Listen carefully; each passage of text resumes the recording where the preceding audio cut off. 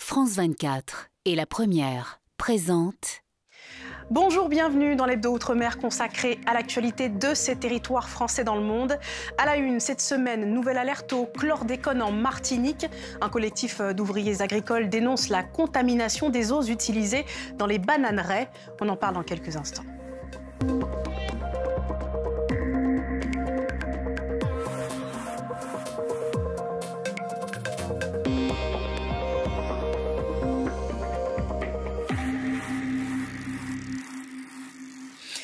Mais d'abord, cette nouvelle opération de lutte contre l'habitat illégal à Mayotte, elle s'est déroulée dans la commune de Bandrélé mardi. 34 cases en tôle où résidaient 11 familles ont été évacuées et détruites. Comme le veut la procédure, des propositions de relogement ont été effectuées, refusées pour la plupart, les expulsés préférant souvent ne pas s'éloigner de leur quartier. Et en Guyane, où chaque année, en moyenne, 3000 nouveaux migrants affluent en passant par le Brésil voisin, les demandeurs d'asile du centre d'accueil temporaire La Verdure à Cayenne s'inquiètent de leurs conditions de vie et d'hygiène. Ils alertent les autorités. Nickerson Perdius, Frédéric Larzabal. Des conditions d'hygiène qui posent question. Loin de tous les regards, c'est un enjeu sanitaire majeur qui se joue au centre d'accueil temporaire La Verdure. N'étant pas autorisés à filmer, nous nous sommes procurés ces vidéos amateurs fournies par les migrants. Des conditions de vie sommaires, pas d'accès aux bâtiments, pas de poubelles. On installe les tentes à même le sol avec les moyens du bord. Il n'y a qu'un seul sanitaire opérationnel pour les 400 migrants vivant sur le site. Les toilettes, il est tout bloqué. Il n'y a pas une compagnie ou bien une société qui va essayer pour changer les toilettes ou bien pour faire une autre solution. Rien. Tous les gens, il est parti à la forêt ici pour faire les choses comme ça. Quelle est l'humanité ici? Une file d'attente de 20 à 30 personnes pour aller aux toilettes ou faire ses besoins dans la nature. Voilà le choix qui se présente à ces hommes, ces femmes et ces enfants en quête d'une vie meilleure. La vie est réussie. On adore sur la terre, sur le sol, ni couverture, ni pour quelque chose pour manger. Bon nombre d'entre eux indiquent être malades. Durant la nuit, ils sont attaqués par des scorpions, mygales et autres insectes. Hier, une famille trouve 2 scorpions sur la petite fille. Il dort sur l'oreiller. Un tiers à un quart des migrants de ce centre sont des enfants. Ils sont dans l'incapacité de se rendre à l'école faute de moyens de transport. S'ajoute à cette précarité un climat d'insécurité. Certains déclarent avoir été agressés par des personnes extérieures. Le nom rêveur de ce centre, La Verdure, est un cauchemar pour ces demandeurs d'asile. Dans l'actualité également, la journée mondiale du diabète mardi et ses chiffres toujours beaucoup plus élevés en Outre-mer que dans l'Hexagone. La Polynésie est la plus touchée avec 22% de la population atteinte de diabète. Puis viennent Wallis et Futuna avec 15% contre un peu plus de 5% de la population hexagonale concernée par la maladie. Et quand on parle diabète, tout se passe principalement dans l'assiette ainsi que dans l'ensemble des habitudes du quotidien. Ce Futunien ne vous dira pas le contraire. Il vit avec la maladie depuis 4 ans et nous a ouvert ses portes. Antoine Defive avec nos équipes de Wallis et Futuna La Première. Chaque jour, c'est le même rituel pour Saniato Vakauliafa. Cette piqûre d'insuline avant ou après chaque repas. Les infirmiers m'ont montré comment je devais faire. Ensuite, c'est devenu une habitude. Je prends mon traitement tous les jours. Il faut être courageux, je l'avoue. La dose dépend de son taux de glycémie, car s'il est déséquilibré, cela peut entraîner des complications cardiovasculaires, rénales ou même au niveau des yeux. Mais le principal problème de ce diabétique reste son alimentation. Je mange de tout, les produits locaux, les féculents et tout, mais ça va encore, sauf quand j'abuse un peu trop sur les mets traditionnels. Pareil aussi pour les pains beurrés et les sauces tomates. Le docteur m'a conseillé d'éviter au maximum ces aliments. Bien manger, mais aussi bien bouger, la règle d'or pour tous les diabétiques.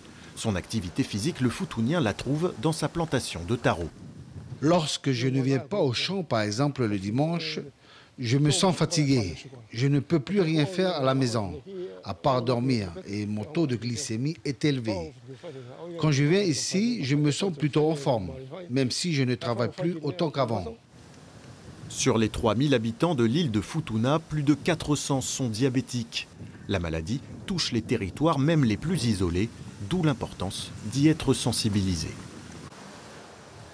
C'est un nouveau pan du scandale du chlordécone, ce pesticide dangereux pour la santé utilisé dans les bananeraies des Antilles par la France pendant 20 ans.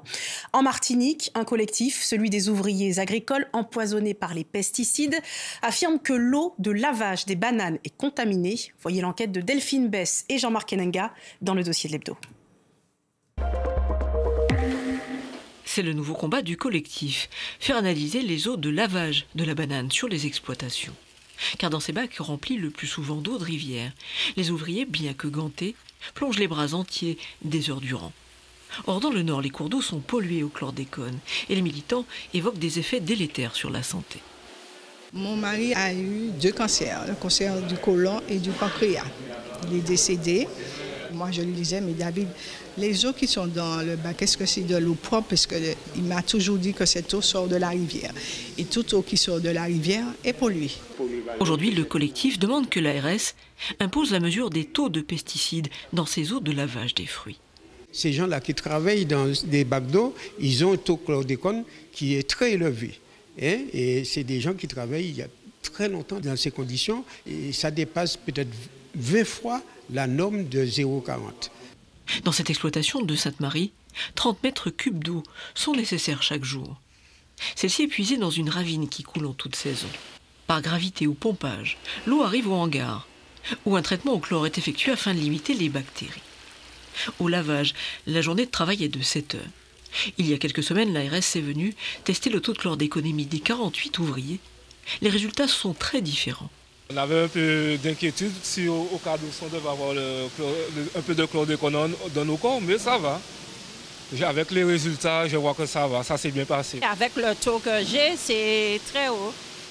Ça m'a inquiété. Et puis après, j'ai dit, bon, peut-être que ça va passer au fil des temps. Sur près de 800 analyses de sang chez les ouvriers de la banane, l'ARS révèle que 192 présentent des taux de chlordéconémie au-dessus du seuil d'alerte, soit 28%. Alors quel lien possible avec les eaux de lavage? Ici, l'exploitant veut lever les doutes. On va demander à un laboratoire de venir faire des prélèvements d'eau du bac. On va faire les analyses. Et une fois que ces analyses seront faites, moi je m'engage à vous les faire parvenir. Il n'y a aucun problème. Je n'ai rien à cacher. Rendez-vous est pris, sachant que la science évoque les taux de chlordécone à ne pas dépasser dans l'alimentation, mais que la question du contact avec la peau, d'une eau plus ou moins contaminée, reste à déterminer.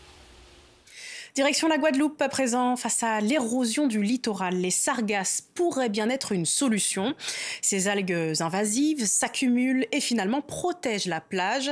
Des scientifiques ont donc choisi celle des salines au gosier pour une expérimentation. Christelle Théophile avec Christian Danquin. Chaque année, la mer gagne en moyenne 1 mètre sur le littoral. Avec son cordon sableux entouré d'une zone humide, la plage des Salines, au Gosier, n'échappe pas aux conséquences du réchauffement climatique. Mais depuis peu, face à l'érosion littorale, les scientifiques semblent avoir trouvé une ébauche de solution. Les sargasses. C'est ce que révèlent les premiers résultats du projet Adaptom, projet de solution d'adaptation fondé sur les écosystèmes. Donc en listant les sargasses sur site, puisque la zone est moins exposée on va dire, à de l'urbanisation, à des zones urbaines, on s'est aperçu que les sargasses faisaient un mélange avec le sable et composaient une forme d'agglomérat qui venait stabiliser la plage, conforter cette plage. Et au fur et à mesure des barrages qui arrivaient, on avait donc des lignes de sargasses qui se mélangeaient avec le sable. La houle ramenait le sable et ça tapissait petit à petit la zone. Et aujourd'hui, après 3 ans de sargasses laissées en place, on a réussi à reconstituer la plage sur une dizaine de mètres. Les 25 participants de l'atelier de restitution du projet ont fait le déplacement sur le site du Gosier. Ils viennent de la Réunion, de la Martinique, de Polynésie, de l'Hexagone. Ça sert vraiment d'exemple pour avoir des idées de ce qui pourrait être fait et de comment on peut aussi améliorer nos pratiques. Il y a vraiment besoin de construire ce retour d'expérience pour s'assurer à l'avenir, par exemple, de ne pas reproduire les erreurs du passé et aussi pour s'inscrire dans un processus continu d'amélioration des techniques de restauration. Après la Guadeloupe, les participants du projet Adaptom se rendront dans le Pacifique courant 2024. Allez, avant de se quitter, on vous emmène découvrir l'un des lieux les plus prisés de la Nouvelle-Calédonie, les marmites du Cap des Pins sur l'île de Lifou. Des bassins naturels et un récif corallien accessible à la baignade pour le plus grand bonheur des visiteurs. Tombés dans la marmite. Nicolas Esturgi. L'image est impressionnante, mais qu'on ne s'y trompe pas, ces touristes sont bien encadrés. Bien calés dans leur marmite naturelle de 80 cm de profondeur, ils guettent les plus grosses vagues pour se faire abondamment arroser, c'est le jeu. C'est impressionnant, on a l'impression qu'elles vont venir nous prendre alors qu'on est vraiment en sécurité finalement dans notre bassine. Et c'est juste magnifique, hein. Plein les yeux. Alors il paraît qu'aujourd'hui c'est calme. Je serais curieux de voir le résultat lorsque la mer est un petit peu déchaînée. Ça doit être vraiment spectaculaire. Mais pour en prendre plein les yeux, il faut d'abord se rendre dans le sud de l'île, dans la tribu de Mou, et emprunter un chemin que seul notre guide connaît. Alors, pas de temps à perdre, après un petit transfert en 4x4, nous voici dans la forêt, et là, surprise, le dénivelé est radical. Mais pas de panique, Jacques, notre guide, connaît bien son affaire. On a beaucoup de racines pour nous aider à se tenir. Arthur, alors ça se passe comment? Eh bien ça va pour l'instant, c'est technique mais ça passe. Ça va être rapide normalement. Ça se mérite les marmites? Ah ça se mérite, ouais, ça vaut le détour. Les paysages s'enchaînent, sublimes, le chemin devient plus praticable et soudain, au loin, le grondement des vagues se fait entendre. Première impression, waouh! C'est trop beau! C'est trop beau, c'est trop bien, je suis trop contente d'être là. Finalement, ça sera oui, sous la surveillance de Jacques. Quand on a beaucoup de houle, il y a cette formation de grosses vagues qui vient mourir à l'intérieur des bassins. Donc du coup, on interdit la baignade. On vient pour la visite simplement et on interdit la baignade. Mais aujourd'hui, il faisait beau et nos touristes ont eu du mal à quitter leur marmite. C'est la fin de cet hebdo, merci de l'avoir suivi. Vous pouvez le revoir sur france24.com et lapremière.fr. Prenez bien soin de vous. L'information continue sur France 24.